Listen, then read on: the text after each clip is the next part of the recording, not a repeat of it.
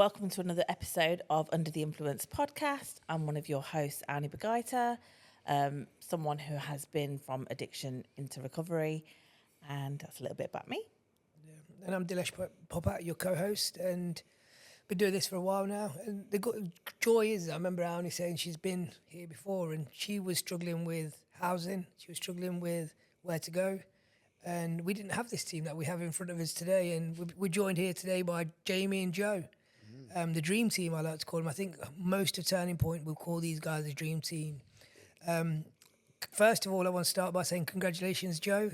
Little baby boy. Little baby boy, 15 days old. Just come back from leave. Yeah. But no sleep. So I'm tired, right? I'm tired. Yeah, I'm tired.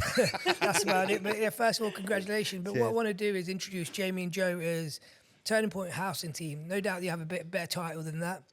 But what you've been doing, I remember interviewing you as well, Jamie, when you got this role. And one of the 3 years ago, wasn't it? It was 3 years ago. One of the key factors of this position, this role is that we know that the clients that we work with struggle with housing, struggle with paying their bills, struggle with even eating, and struggle with lots of different things. One of the key aspects of this role is to support people into secure housing, into safe housing, and also support people that are struggling with bills, struggling financially, and stopping people from becoming homeless. We've managed to grow, and you guys have managed to grow this really well. And I think I can bore everybody about me saying how great you are, but it'd be great for you to do a little personal induction of yourself and let us know a little bit about yourself, your past, and the role that you're doing right now. So I'll start with you, Jay. Oh yeah, I'm Jamie Russell. I come through Turning Point many moons ago. Substance abuse. Worked the programme. I was still lost in my recovery, housing related. Found a place called Unity House that offers the kind of support what myself and Joe are offering now. And then my life turned around then. Become a peer mentor, done that for a few years. And then I was work ready, job opportunities come up, and I was in the interview with you. Yeah, so it started 3 years ago. That's me. Myself and Dan started it. He's gone somewhere else now. He's not with us no more. He's with Turning Point still. Yeah, he's not dead. I know. He's definitely not. He's still with us. He works in the rehab team. We're still alive. We're still here. Yeah. Yeah. So it was hard to start off with. Establishing ourselves and such. I was on my own for a bit. We started making them contacts. Other organisations, charities, getting the name out there, and it's going well. And then since Joe's been on board, 7-8 months ago. 8 months. We're just going from strength to strength. The stats, data, I ain't got much data for you now, but it's good. Yeah, it's great. And we'll touch upon that now. And I think you almost owe Joe's limelight as well. You almost owe Joe's limelight. So you've been doing this for 3 years. You started this position. You've been involved in the beginning, and we'll touch upon that in a moment. And you're in recovery yourself as well. So that's and you're living in supported housing too. So it'd be great. We'll hear more and more of that. I'm looking forward to that. And Big Joe. Big Joe. Daddy Joe. I'm going to call you Dad Joe. And Father Joe.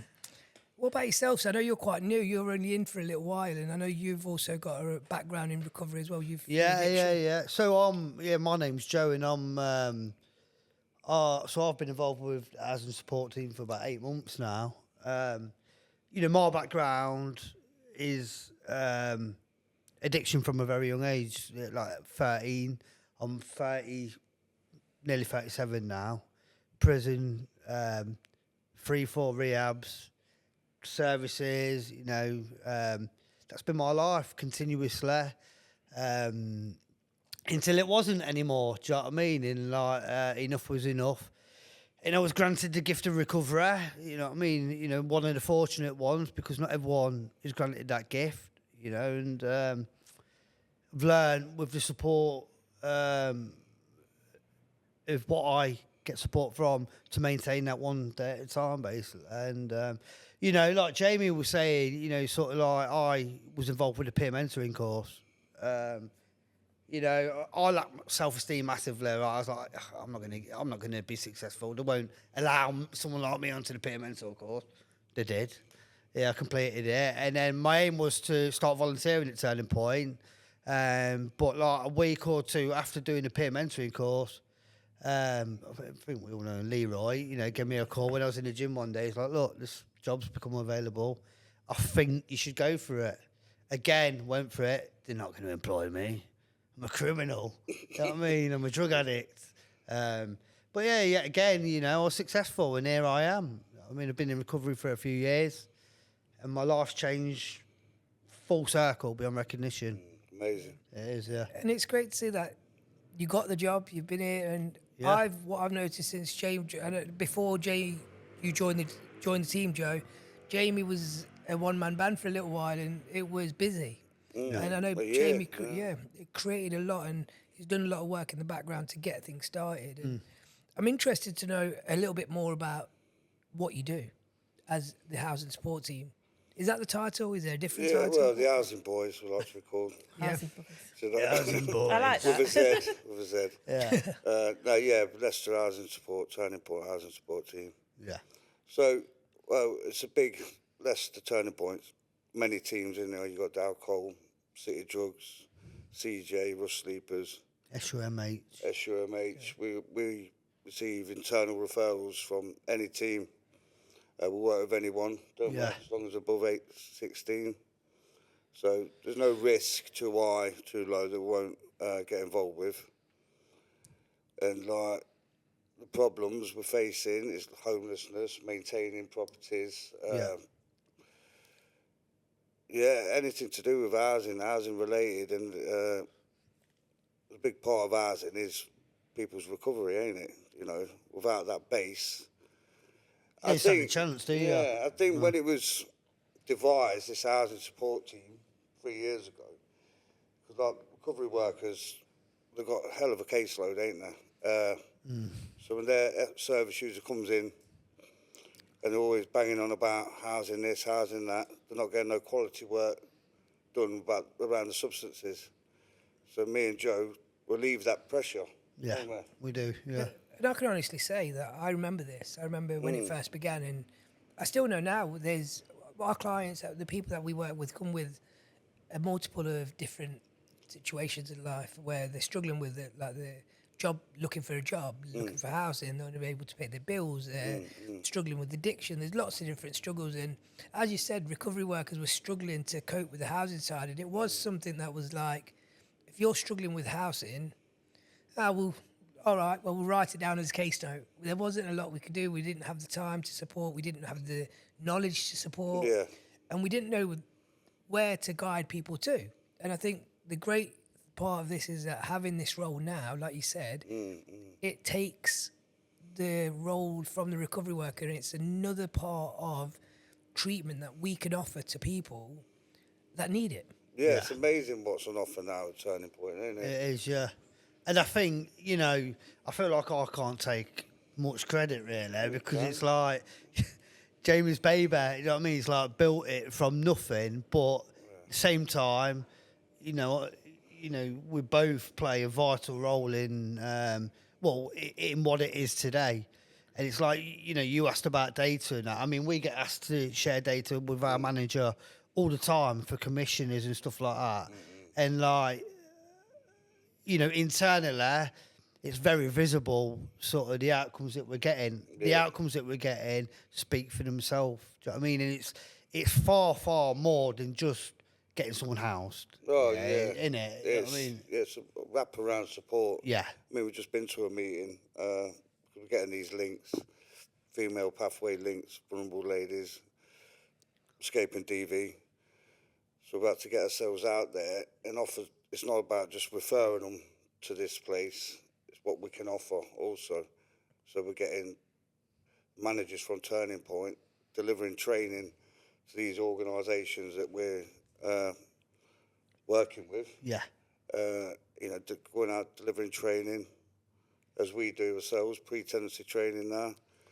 We've been doing that about Got one coming up on the 9th. We have indeed, yeah. Uh, And that's like massive, you know, for men and women. You know, because a lot of people don't think, oh yeah, you know, I just want my own place, right? But then what they don't understand is the pressures that come with that, which again is where we can stand in, like, where we can come in and like offering something, or our part in pre-tenancy training, which is like preparing someone for a tenancy, like understanding correspondence, the do's and don'ts. Yeah, like, you know, it can be difficult to manage. A lot of people that have been street homeless, for instance, you know, want their own home, and then they go into their own home and they can't manage it because they don't know how to. Yeah, they can't maintain They lack them it, skills, can they? yeah, basic life skills. That's it. Even down to like getting on with your neighbours, Yeah, having visitors. So we're coming across a lot of that, and We are, yeah. obviously they're all vulnerable, our service users, some more so than others. And cuckooing is a big problem. You know, it's like setting people up, you know, so I can deal with that as such. Not letting it get that far. Yeah. And I recently read, and I seen the fact that when you are homeless, or if you are homeless, moving into a house without support, you're at more risk. Because when you're homeless and you're outside McDonald's, for an example, and that's your local spot, and you're begging outside McDonald's or staying in a certain place, you're visible. You're visible to other users. Yeah. You're visible to people. You're visible to the McDonald's staff. You're around a network of people as well. It seems to be when you're rough sleeping, you have a little bit more of a safety blanket. Yeah. Regarding your addiction. But then when you get put into a house without any support, and let's say you're injecting heroin, Yeah. you're alone now. That's a good point. You're That is a alone good now. point. You're sitting in your house alone. You've not got the safety factors of being outside McDonald's, and that lady who comes for the breakfast in the morning always sees you. Yeah. You're not used to the friends that you normally use with being around them all the time. It sort of makes people more vulnerable from just giving them a house and putting them in a house without the support. Do you find that support that you give is very focused on managing risk as well? Massively, isn't it? Yeah, massively. I mean, that's why I think it's so important, the pre-tenancy training. Yeah. You know, preparing people to move, you know, what to expect, you know, using on your own and this, you know what I mean? It's, we can't do it for them, but if we can give them the tools, I mean, it's like a 10-week course. You know, you graduate, you get an air fryer. Yeah, to do, yeah.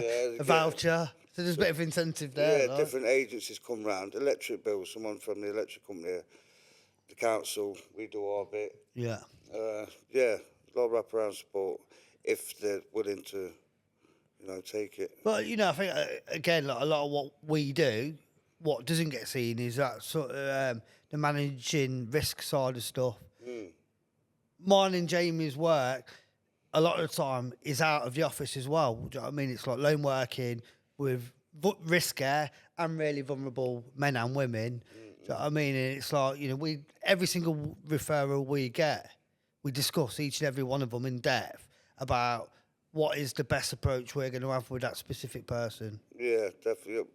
Yeah, that's why it's better two better than one. But having him next to me, we can discuss this because the big decisions. I mean, recovery work will send us a referral.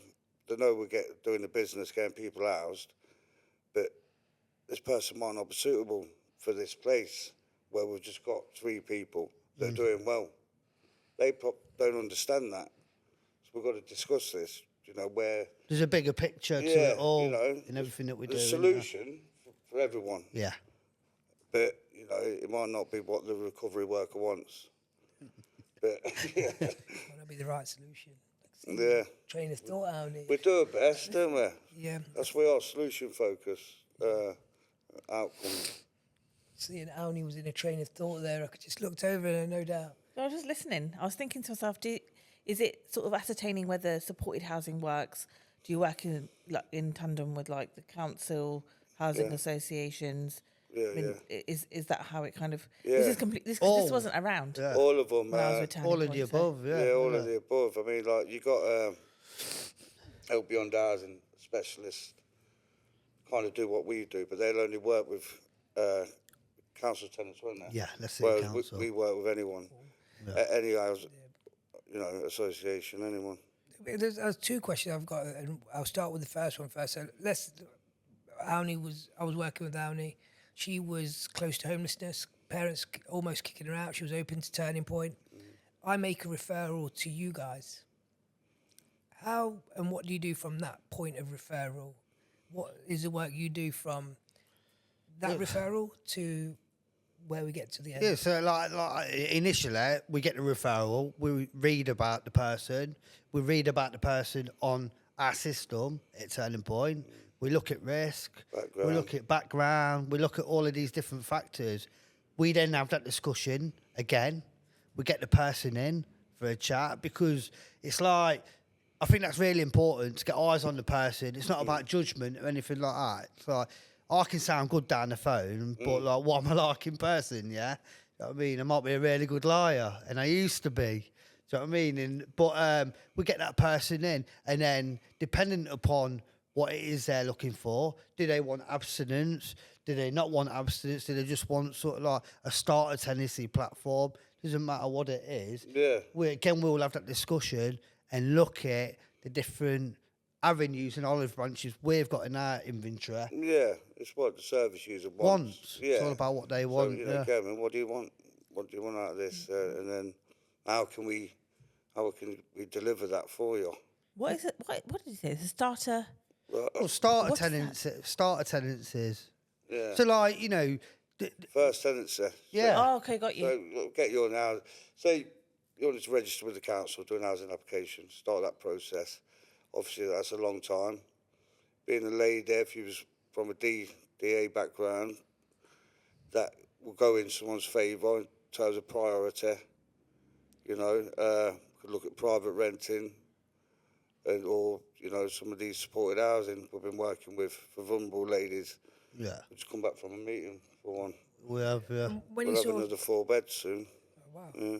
smash it. It's been consistent. Right. You have been doing great. And where you say that private renting, would you help with the benefit side of things? Would you help with finding a location? What when you say about private renting, if somebody was Aunee was referred, so what is your limits, or what would you do for that side of things? Well, I think like we support that many people. We've not got a set caseload of people. We've got an ever revolving door caseload of people, right? And the more we're getting successful closures with, the more we're getting through, right? Okay, so at some point we have to draw the line with, you know, how far we're going with supporting the individual. And what I mean by that is, if someone wants to edge towards private renting, yeah, okay, we support them with, for instance, accessing or obtaining access to something like the rent deposit scheme, where Leicester City Council will pay for the first month's rent and deposit, okay? But predominantly, we try and give the individual the platform to look for a suitable property. If they're really struggling or they lack capacity, you know, because some people do, yeah, we will offer that extra support, do you know what I mean? But then thereafter, we can still offer that continued wraparound support, you know, making sure that the rent is being paid, right, to the landlord, so they don't end up back in the same position. What about people who?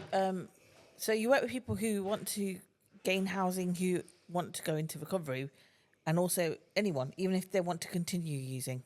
Yeah, of but want to course. be Yeah, realised. not all of the organisations we work with. A lot of them that we work with aren't abstinence based. Do you know what I mean? I think predominantly behind the scenes, you know, the drive is always to try and help someone get to a better place, hoping that might be their form of recovery, whatever that may be. Yeah. But you know, that's up to the individual, isn't it? So, you know, if we're not going to, if someone's not ready for complete abstinence, a complete abstinence project isn't suitable, right? But there's projects out there that aren't abstinence based, you know, and for instance, as long as they're not using in the premises, what they choose to do when they're out and about is up to them. About the chaotic lifestyle, Yeah. you know, we're trying to like It bit must, of harm minimisation, ain't it? Really. Yeah. So you know, if we put someone in an abstinent place who is drinking, you know, there's risks there, isn't there? Yeah. To the other residents and themselves, you know. So that's our job. That's where like, people don't understand. it's all about, we do get these outcomes, but what we do behind the scenes, we've got to make them decisions. Where can It's we tiring, go? it's hard work, man. And I see you in the office, and you're always present. You're always there. You're always supporting. You're always communicating with the recovery workers. You're fantastic. Like I generally like. This is why I wanted you here, because I watch what you do from a distance. I watch how great you do it, and that's the other part of it, and how you communicate with clients, and how you are, and your past and your history, and being in Unity House and living in, as you said, living in like a crack den as such before. It drives you to want to, for people to be better and to do better if they're using drugs or not using drugs or whatever their goal is. And I think you must have gone through, and we'll talk a little bit about how many people you may have supported, but I think there must be some really, really amazing stories that sit with you, where I know you just said about being able to get that woman who's just been pregnant, who had a baby, and getting them clothes. There must be some beautiful, some wonderful success stories that you can tell us about. Yeah. There's loads, isn't there? Just I don't want all of them. Just one or I'll tell you so, about that something would one. be The good to start know. of that one with the lady with the clothes. Yeah. I think it's till one. So 19-year-old, she stuck. She lost her dad. Lost her family home. Heavily pregnant, and she's caring for a 17-year-old autistic brother. So you can imagine that. Just that. When I got the referral, I looked at Joe and says, "Is this real?" So they're stuck in some hotel. Obviously, it's not suitable for them. So behind the scenes, we're working with professionals, supporting letters, getting social workers on board, devising a plan. Managed to get her into some suitable accommodation. Baby's about to come. There was stairs there. Got some other suitable accommodation. So brother's happy, baby's happy. This young, very young 19-year-old lost, with the trauma she's been through. That one sticks to mind. And then to top it off, we managed to obtain all them goods for her. And was there substance use or any use there? Well, yeah, she was alcohol at one point. Yeah, that's why she come under the umbrella of Turning Point. I'm guessing that towards the end. Oh, no, she's abstinent. Since we got her out of that hotel, obviously, that was stressful, just managing baby and the autistic brother. It really weren't suitable for him. But getting him from when she moved into suitable accommodation, she's been abstinent since. It sounds really easy to say, but there was a lot of work that. Loads of work, different professionals, and if it didn't get picked up, firstly by Emma, the recovery worker, who got us involved, and then we got the relevant other people involved, council, social workers. I devised that plan. I want supporting letters from everyone involved, midwife, the lot, and we sent them over. I had to send them over to about 5 managers at the city council. I knew someone to pick it up, and great outcome. That proud of that one, aren't we? Yeah, Mum.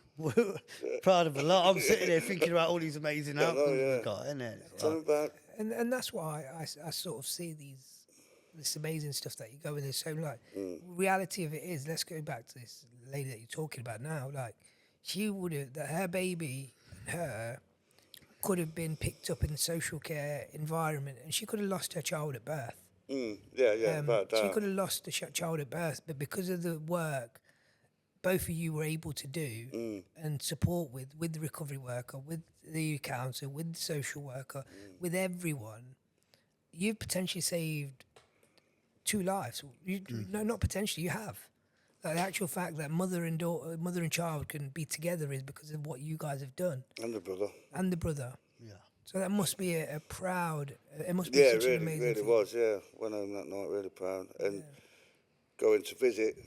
Went with Dave from Unity House to drop off all them goods. Yeah. Seeing a little face, and a comment was, "Oh look, none of this would have happened without Turning Point Housing Support." Yeah. Should really say it like that, but along them lines. And that's what we've got. That's what we're. And this is why I have so much credit for you two and the work you do consistently, because a lot of this doesn't get seen in front of Turning Point. No. We don't, it's sort of in the background, and this is what we need to highlight in the front of the impact. Like sometimes, right, the quick fixes in terms of the referrals we get, in terms of it might just be a call to resolve someone's council tax arrears, yeah. But more times than not, like scenarios like Jamie's talking about are the sort of referrals that we both get, and you can be on it for days and days and all day, every day. Do you know what I mean? Joe put some particularly good work in that case that we just finished it up on. Do you want to tell them about? Yeah. I know. I was thinking of Bring a the couple. sporty face straight away. It's going to be good. Yeah, no, really like good, you know, like, I've got a couple of them in mind, but There's loads, isn't there? you know, the one that I'll quickly share with you, as briefly as I can, is there's a gentleman we got a referral for, like lovely gentleman, however, severely mentally not very well, severe paranoid schizophrenic on some really severe potent medication to support his mental health. He was in some supported accommodation funded by Adult Social Care. However, he was due to be evicted, like within days of us getting the referral for certain reasons. Obviously, our concern was the vulnerability of this guy, bearing in mind that not only does he lack capacity to make relevant decisions for himself, but he's been cuckooed in the past. It was recorded that he's financially exploited.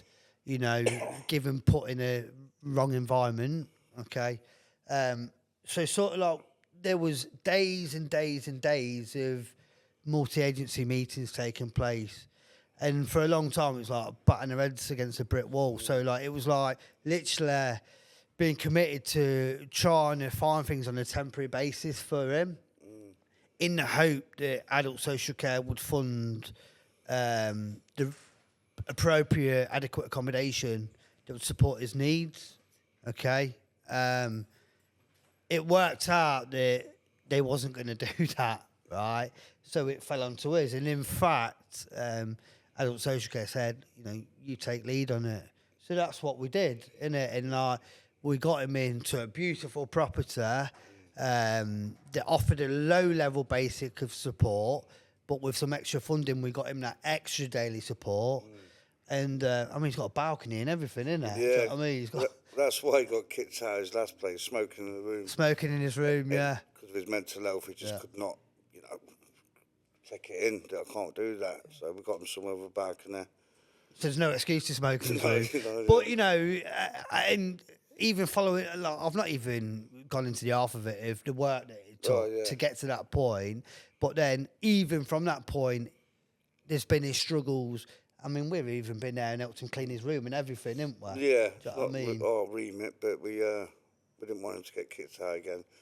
Going that extra mile, innit? Like, to support someone. And to this point now, like, recently, so this gentleman's massively, something that helps his mental health is fishing, right? So, like, we've arranged for him to hopefully start going fishing with another gentleman that's in recovery from Unity House. And Yeah, got a referral to them, and he's got his assessment tomorrow. Yeah. So hope he goes. Let's hope so. Touch wood. Yeah. Go on, son. Yeah. It sounds amazing. But yeah, that was a long-winded one, and it's the aftercare we're providing as well. I mean, we do find time for it, you know. Yeah, Joe's passion, it matches mine. You know, you could just see how he talks and, like, his energy. That's what you need. Both got ADHD, which helps a lot, I believe. Sometimes you look at these and think, how are we managing? But we are. Yeah, it's the passion that comes through, knowing the difference we're making. Yeah. I think he was about to ask a question. No, I was going to say the fact it's not just the housing; it's the fact that you look at the mental health, the simple thing like the balcony, Yeah. to ensure that that gentleman could sustain his recovery. Hope you don't It's- jump. Let's hope that doesn't happen. But it's just that in-depth Yeah. Attention to detail as well, recognition isn't Yeah, of it? of course. all Yeah. of the parts. You know, Yeah. And that's what it is everything is very person centered. It Not is. one, and like, it does That sound is. like Yeah. sounds like every individual gets looked at with a separate lens. Whereas a lot of housing, a lot of support services, a lot of people look at everything as one lens. Yeah. And it seems like you've taken each person that you take on, and it's this individual aspect and this individual aspect, and it's not the same glove suit sword. It's not the same. No, because this, we're all different. and We that's have to do that. Yeah. but that's why this team and what you do is so unique, because every individual has its own lens rather than looking at it as an overall, oh, well, shove them wherever we can. Yeah. And that's what sometimes when you were a state of you've got nowhere, people are at risk of homelessness, there isn't many opportunities out there, there isn't support out there isn't enough houses out there. What do? Just and it's so easy for you guys to just find somewhere and throw them wherever you can. But actually, you're not doing that. No. You're actually looking at each individual lens and you're saying this balcony be suited for this person. A place where somebody can smoke can be suited for this person. A place where somebody has got recovery and they've got a group of other people that are not using can go to. They've got sessions on, they've got groups on. Each individual gets something special and unique for them.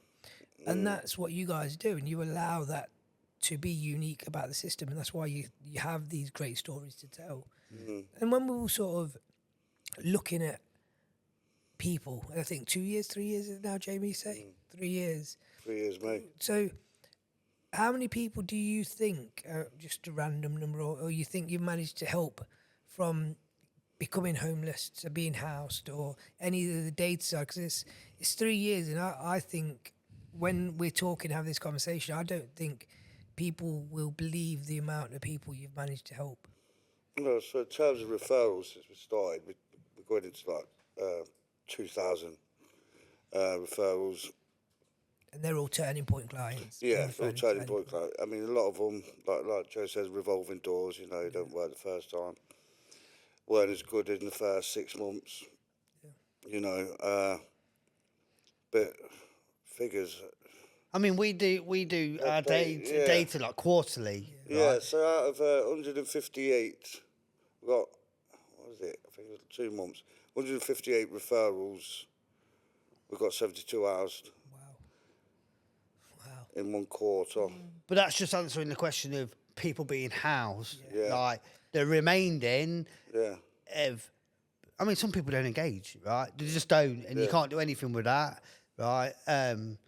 And then the others, it's not about them being housed. They've probably needed support in other areas. Yeah, isn't it? maintaining the Keeping the tenancy. tenancies. Yeah, I mean, that's just as important. Yeah, it is, innit? yeah. And getting someone a tenancy, keeping the tenancy. And your job isn't over by just getting them housed or getting them housed. No. Your job starts way before that. And when you look at helping with bills, helping you not get kicked out, Yeah. Of course, helping you stay yeah. in the property that you've got, helping you stay on track, then it's helping you get housed, and it's helping you then, once you're housed, it's helping with the sustainability and the maintenance of that. Yeah. It's like it's a never-ending role for you guys where you're consistently pushing and It really is. I mean, in terms of like the private renting, if we're lucky enough to get someone in there, you know, we get the referral, get them in, see if it's suitable, homeless declaration, rent deposit scheme, and it ain't just like, there you go, take them to the DWP, get them set up with the housing benefit, and then, you know, continues aftercare. Is it getting paid to the landlord? Does it have to go direct to the landlord? You know, we're finding time to do that between us, which it needs to be done, don't it? Yeah, I mean, it's even like, you know, where we've just been for this meeting today, it's an organisation we work closely with. I mean, we've got a gentleman in there that we sent there some time ago, and we found out today that there's some rent arrears that have accumulated over the space of a few months.